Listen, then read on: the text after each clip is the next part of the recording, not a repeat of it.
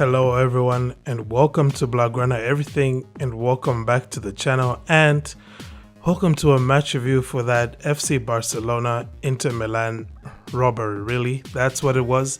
Let's be honest here, okay?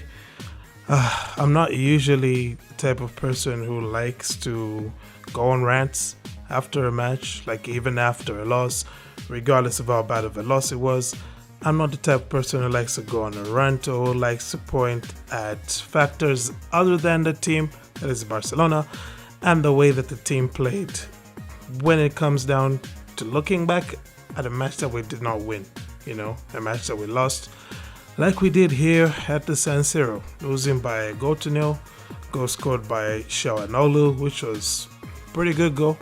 Got questions for Ter Stegen, but can't blame him again at the same time because no one should be giving Calhanoglu that much space after he already almost scored a thunderbolt early on in the match. Anywho, let's for a moment here put Inter Milan aside. Inter Milan did what they needed to do. It was pretty obvious that they wouldn't play an open game against Barca because it would be too risky given our attackers. So they did what we usually see from teams like Cadiz or Rayo, Those guys were just going to put a bank of 5 defenders, a bank of 3 or 4 midfielders just to pack that middle area where Barcelona like to operate from. And their tactics worked to perfection. Of course, they had some luck and a very big helping hand from the officials. And that's where my issue is here. This match, I would have been completely happy if this game was decided just by that Calhanoglu moment and Inter doing a best impression of 300 Spartans. Unfortunately, that's not what happened. Inter didn't exactly shut Barca down, but VAR made sure of it. Let's look at everything here, right? I get it, you disallowed the Pedri goal for the handball by Fati, and it happens that you had to call the referee to go and look at the monitor, right? Because the referee didn't see any handball. The VAR guy did see a handball, and so he calls the ref to say, go look at the monitor and whatnot. So the ref goes there, and of course, once he goes there, he's easily swayed into the decision because he's not about to be the guy who saw the handball and didn't disallow the goal in the San Siro. Now, of course, I've got questions as to whether or not that was, but you know what, it's okay, let's leave that aside, but keep the context of the fact that the referee was called to look at the monitors after the handball by Fati, right? Later on in the match, what happens? Denzel Dumfries literally just dubs the ball away in the box. Fati was about to head the ball, would have been a shot on target, until Dumfries made his intervention with his hand, and it was clear, like you could see it here. Look at that. It's pretty obvious the ball hit his hand, and the VAR guy definitely had all the angles, because it clearly shows the ball hit his hand. So my question is, why did the VAR guy not ask the referee to look at the monitors? It's pretty simple, right? He did it earlier on with the Fati situation to disallow Pedri's goal. Why could he not do it here? See, that is where the gripe of my issue is. Matches like this shouldn't be decided by the freaking VAR. You're not even on the pitch, bro. Like, why should you be the guy who makes the pivotal moment in the match just because you decided to be inconsistent by a standard that you yourself had set? Aside from that, let's be pretty honest here. Barcelona were trash. We were terrible here. We created almost nothing in both halves. Can't really think of anything of note in the first half especially.